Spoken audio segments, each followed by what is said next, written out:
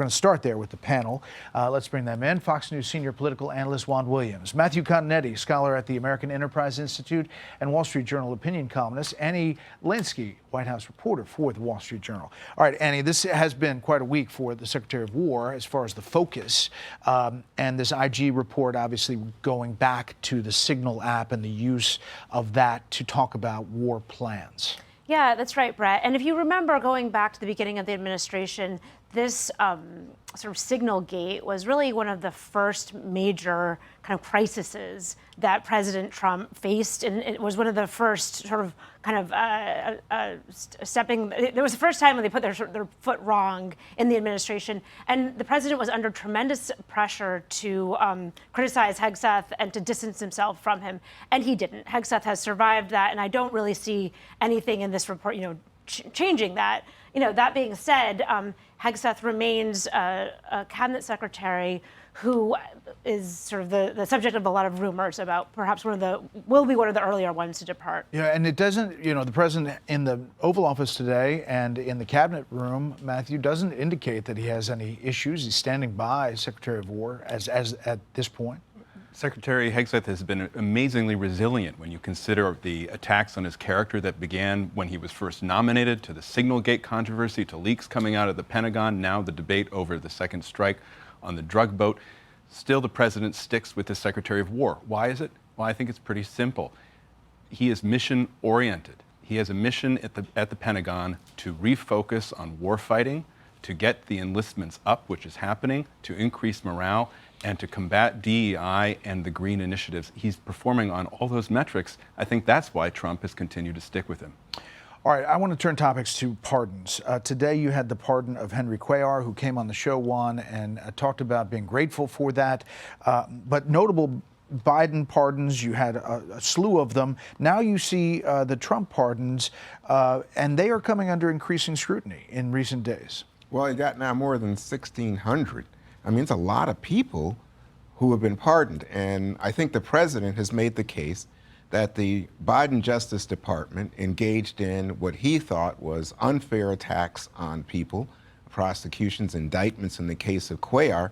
And he said in the case of Cuellar that the indictment was a payback because Cuellar was critical of the Biden administration's failure to protect the U.S. southern border.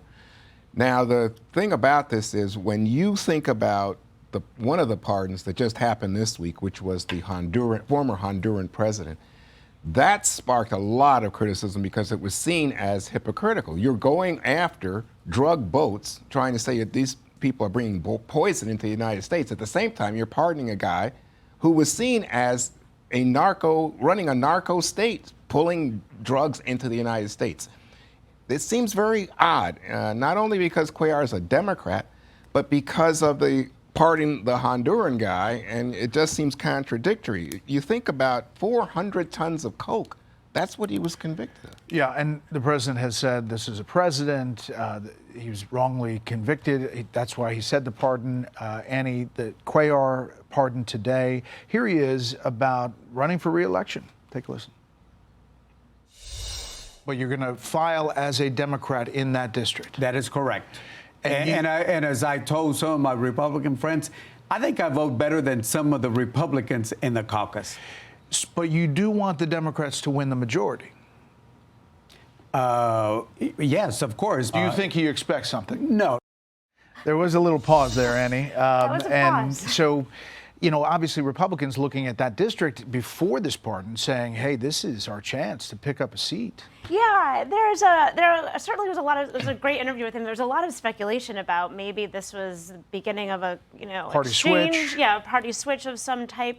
But I think almost going back to Juan's point, it is very hard to kind of make rhyme or reason about why the president is making many of these pardons.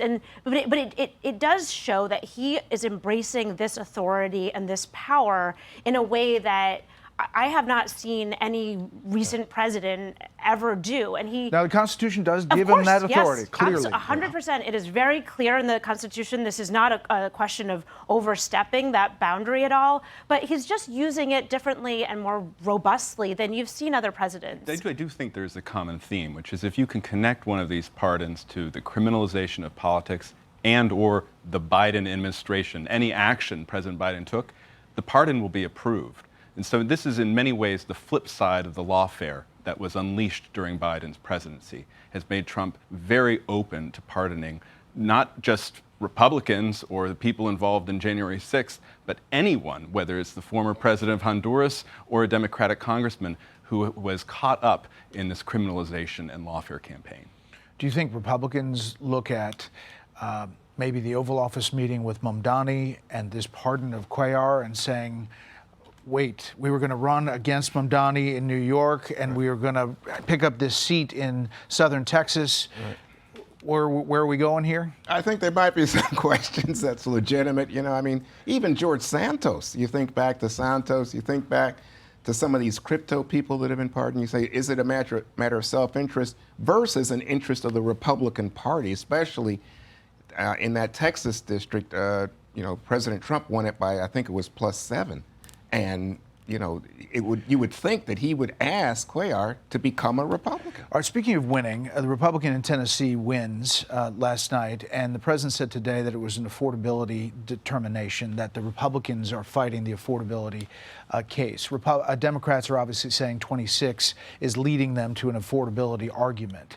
Where is this, and what's the White House looking at? Annie? Yeah, the White House and the president has been in a lot of different places on affordability. At one point earlier this year, he was saying that Americans need to be ready for their girls just have 2 dolls, which isn't a place where I think Americans tend to want to be, sort of that sacrifice argument that he was making. But he is doing a wholesale change in the economy with his tariffs.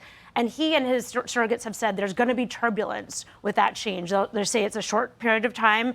And I think that is something that Americans heard and are going to continue to feel until the tariffs settle out. I will say that the tariffs have not been as sort of devastating to the economy as many analysts initially said. So he has had some luck. And Matthew, whenever they talk about it, they say 9% inflation versus where we are now. Well, that's affordability. Affordability is a very open-ended, abstract term when Democrats use it because they don't want to talk about the inflation that started under Biden. I think what President Trump and the Republicans need to do is focus on the specifics, like at the White House event today, lowering the fuel standards that make it easier for cars to come cheaper, talking about the lower price of gasoline, talking about the deals that he's making with the UK and with pharma to lower the cost of prescription drugs. Focus on specifics, and you can win the affordability issue. We'll follow it. Hey, Sean Hannity here. Hey, click here to subscribe to Fox News YouTube page and catch our hottest interviews and most compelling analysis. You will not get it anywhere else.